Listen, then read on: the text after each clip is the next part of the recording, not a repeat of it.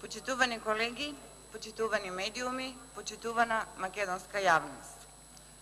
Денес точка на дневен ред во Собранието на Република Македонија е предлогот за пристапување кон измена на Уставот на Република Македонија, предложен од Владата на Република Македонија, односно од председателот на Владата Зоран Заев, од вице-премиерот Бујар Османи и министерот за надворешни работи Никола Димитров како нејзини представници. Предлогот е од истиот Зоран Заев, кој пред да дојде на власт кажа дека додека го диши овој македонски воздух и додека го држи памет дека неговите предци и деца се родени овде во Македонија, до промена на името не може да дојде. И дека не постои роден човек кој што е подготвен да излезе пред парламентот и да бара промена на Уставот со цел промена на уставното име. Истиот човек кој пред очите на целата македонска јавност го зборуваше ова и се колнеше во својата македонштина, денес од оваа говорница, без трунка срам, го бара токму спротивното. Бара промена на Уставот со цел промена на уставното име.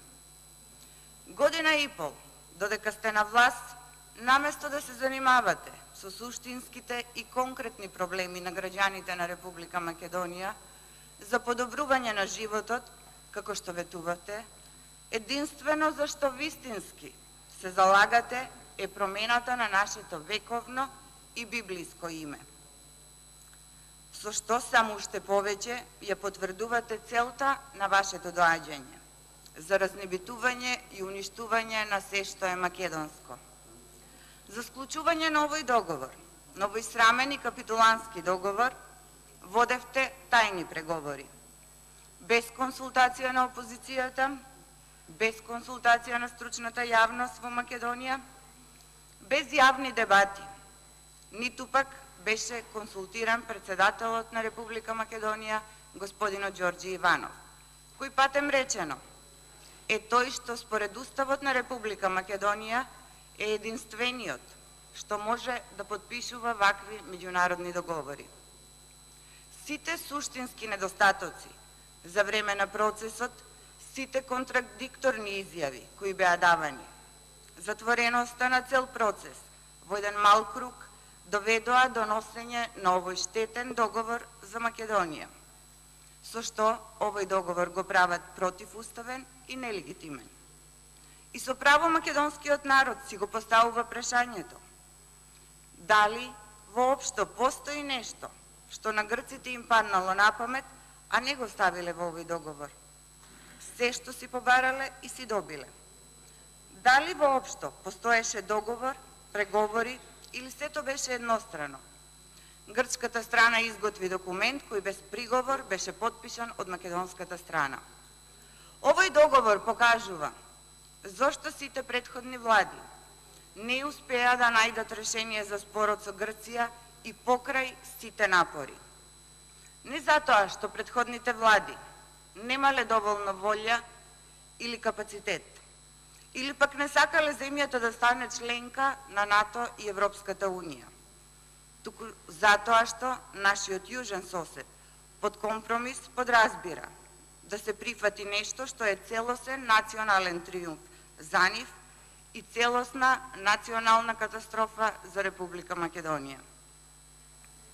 Тоа претходните влади не го прифатија, но за жал на оваа влада тоа не и беше проблем. Накратко ќе кажам неколку збора и за самиот договор, односно за спогодбата помеѓу првата страна, Грција, и втората страна, која беше примена во Обединетите нации согласно резолуцијата од 8 април 1993 година. Понижувачки. Дали пониско од ова може да се оди? Која е таа втора страна? Со која држава Грција го склучи овој договор, оваа спогодба? На ниту едно место од оваа спогодба не се спомнува името на нашата татковина Република Македонија. Во член 1, став 3 стои: официјалното име на втората страна ќе биде Република Северна Македонија, што ќе представува уставно име на втората страна и ќе се употребува ерга омнес, како што е предвидено во оваа спогодба. Ова значи дека иако Република Македонија, која е призната од над 140 земји под уставното име, своеволно си го менува името во Северна Република Македонија, и тоа за севкупна употреба, односно ерга омнес. Тоа значи Македонија своеволно да ги извести тие над 140 земји кои не признале под уставното име, дека од денес не сме повеќе Република Македонија, туку сме некоја друга, новосоздадена држава.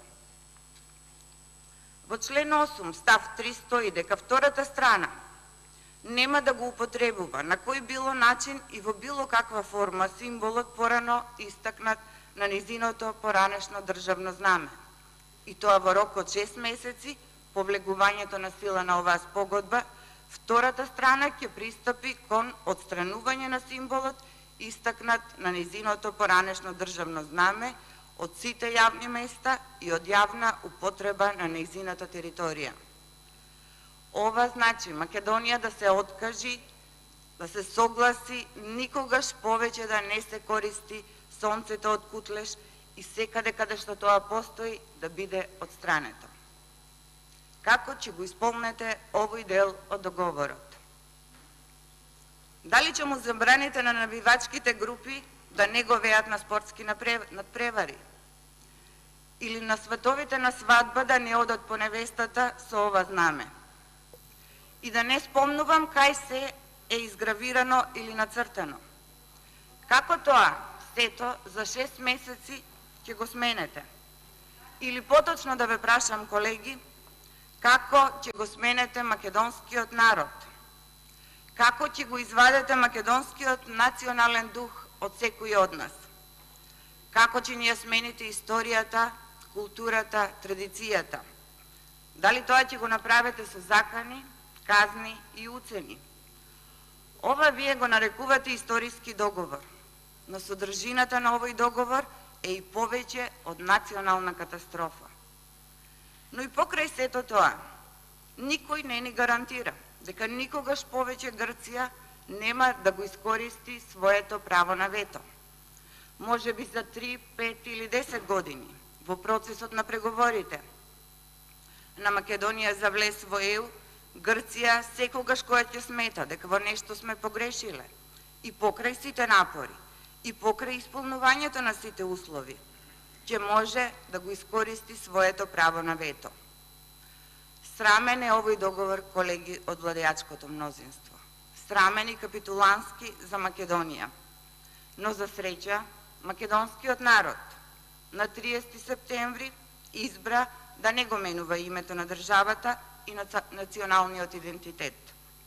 Народот јасно и гласно ви порача дека не се согласува со вас и дека никој не може да му забрани да се определува така како што се чувствува, како македонец. Цензусот за овој референдум да биде успешен не е исполнет.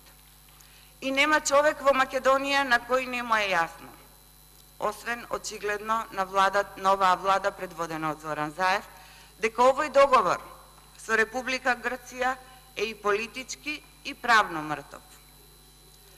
Но и покрај тоа вие продолжувате да си го потценувате сопствениот народ. Ова што денес се прави, односно одлуката на ова влада да ги иницира уставните измени за бришење на Република Македонија, е газење на сопствениот народ и негово негирање. Се продолжува со самоволието и кршењето на законот и уставот. Впрочем, како и многу пати досега од кога сте на власт. Одбивате да ја испочитувате волјата на близу 1.200.000 граѓани на Република Македонија, кои преку абстиненција на референдумот јасно кажаа дека не се согласуваат со промена на името и идентитетот и историјата на Република Македонија. Се поставувате над народот, а никој не е над народот. Сите сме овде народни избраници и сите треба да ја почитуваме волјата на народот.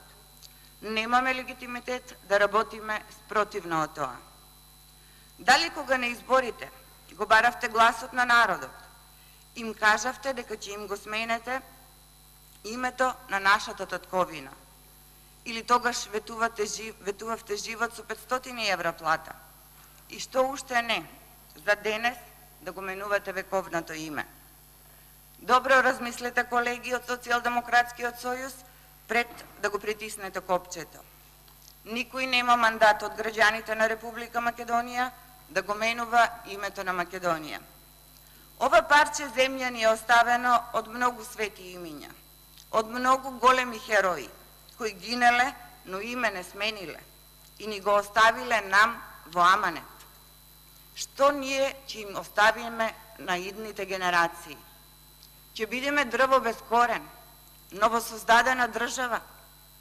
Ако немаш историја, не можеш да имаш ниту своја иднина. Денес пред сите нас е историската одлука. Дали ќе бидеме во историјата запишани како предавници или како луѓе херои кои си го зачувале својот идентитет и своето достоинство. Од нас зависи. А јас како пратеник од ВМРО ДПМНЕ од Неготино ќе испочитувам волјата на моите сограѓани, волјата на мојот народ и ќе гласам против уставните измени со цел промена на уставното име. Ви благодарам.